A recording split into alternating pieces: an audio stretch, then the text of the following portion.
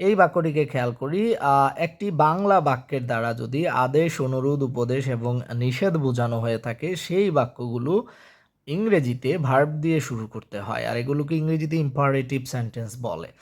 So এই যে বাক্যটিতে বলা হচ্ছে যে ফ্যান চালিয়ে জামা কাপড় শুকাবেন না, সো নিষেধ করা হচ্ছে, ভার্ব দিয়ে শুরু করব। এই বাক্যের মধ্যে না বোধক একটি শব্দ রয়েছে, যার কারণে আমাকে মূল ভার্বের আগে অক্সিলারি ভার্ব ব্যবহার করতে হবে, কারণ না লিখতে হলে আমাকে নট লিখতে হবে। সো নট আবার একটি অক্সিলারি ভার্ব নিয়ে বসে, সো ডু নট। এরপর বলছে যে মূল ভার্ব দিয়ে শুরু করতে হবে। সো এখন ভার্বটি আমরা লিখবো, এই যে শুকানো ইংরেজি হচ্ছে ড্রাই।